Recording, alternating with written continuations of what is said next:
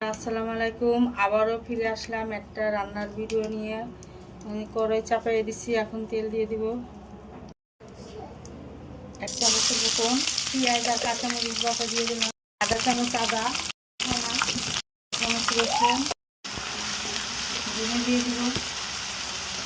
লবণ দিবেন, হলুদ দিয়ে দিব আধা চামচ, দিয়ে দিলাম মশলাটা কষানোর জন্য চামচ মরিচের সাথে দিয়ে দিলাম। মশলাটা কষানোর জন্য 2 মিনিট ঢাকনা দিয়ে ঢেকে দিব। ঢাকনাটা উঠিয়ে নিব, মশলাটা নাড়িয়ে নিব। আমাদের মশলাটা কষানো হয়ে গেছে। আমি এখন আলু আর কাঁকরোল দিয়ে দেব। আমি আলু আর কাঁকরোল আগে থেকে কেটে রেখেছি, কাইটা একটু গরম পানি দিয়ে একটা রাব দিয়ে রেখেছি, কাঁচা দিয়ে নেই। আমি এখানে 4টে কাঁকরোল নিছি, 2টা আলু নিছি।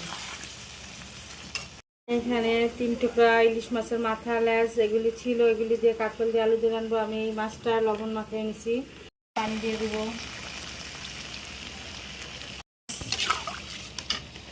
লবণ মাখিয়ে রাখছি, আমি এটা দিয়ে দিব।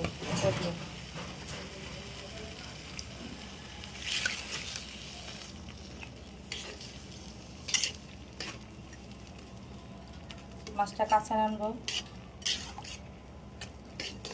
দিয়ে ঢেকে দিব 7 মিনিটের জন্য। 7 মিনিট পর ঢাকনা উঠে নিব। কাঁকরোল দিয়ে ইলিশ মাছ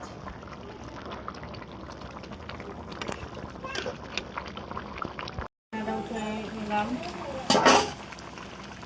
আমাদের মাছটা ঝোল হয়ে গেছে।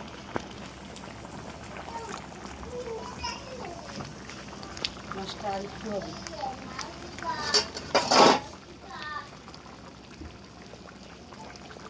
আপনারা যদি আমাদের ভিডিওটা ভালো লাগে আমাদের পাশে থাকবেন।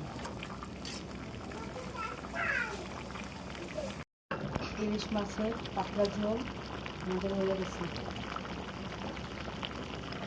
ঢাকনাটা ঢেকে দিলাম, উঠিয়ে নিলাম। দেখেন ইলিশ মাছের পাতলা ঝোল। আপনারা আমাদের পাশে থাকবেন, আর যারা যারা কমেন্টস করছেন তাদের ধন্যবাদ। আর আমাদের ভিডিওটা যদি ভালো লাগে লাইক, শেয়ার, কমেন্টস করবেন, সাবস্ক্রাইব করে দিবেন। খুব আল্লাহ হাফেজ।